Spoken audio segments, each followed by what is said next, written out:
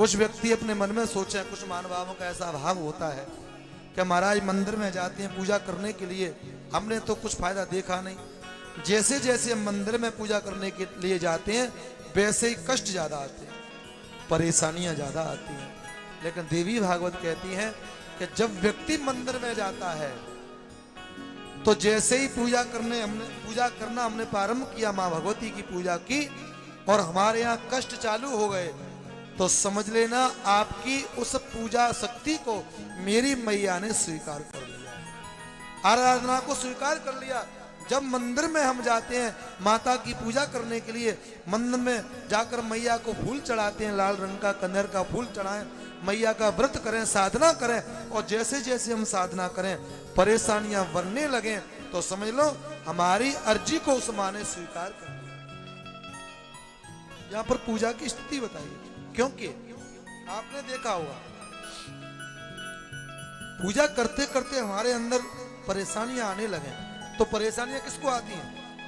आपने कोई फलदार वृक्ष देखा होगा, जैसे आम का उदाहरण देख ले। जब इसमें आम आते हैं, मीठे मीठे जब आम आते हैं, तो आज भी लोग उस पर पत्थर ज्यादा मारते हैं, और आप लोग भी बचपन में खूब पत्थर मारे होंगे।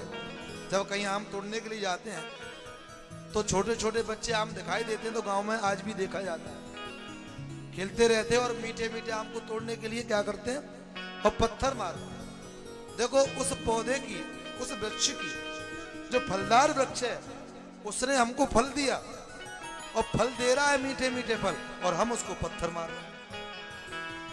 इसका भाव क्या है? जो व्यक्ति गुणवान होता है, जो व्यक्ति पूजा करने वाला होता है, जो व्यक्ति धैर्यवान होता है, जो व्यक्ति भगवान का भक्त होता है, जो व्यक्ति गुरु का भक्त होता है, तो सज्जनों सबसे ज्यादा पत्थर उसमें ही मारे जाते हैं, सबसे ज्यादा परेशानी उसके जीवन में आती है। और कहीं कांटे का कोई वृक्ष हो तो उसको डर नहीं होता, उसमें कोई पत्थर ही नहीं मारता। और उस कांटे के वृक्ष से सज्जनों हम सब अपनी अपनी धोती को पकड़ के जाते हैं, कहीं हमारी साड़ी ना उलझ जाए, कहीं साड़ी उलझ गई तो फट जाएगी। इसीलिए हमको जीवन में भले ही पत्थर पड़े, लेकिन अपने उस दृढ़ पर संकल्प पर टिका रहना चाहिए सज्जनों। लेकिन दुष्ट कांटे वाले वृक्ष से तो दुष्ट व्यक्ति भी दूर होके चलते हैं। इसलिए यदि हम फलदार व्यक्ति हैं, यदि हमारे अंदर मैया की शक्ति है, कृपा है, और कृपा होने वाली है, तो दुनिया के विकारों के पत्थर हमारे जीवन में ज्यादा से ज्यादा पड़ेंगे। और जब हम सहन कर जाएंगे फिर मैया की विशेष कृपा हो जाएगी।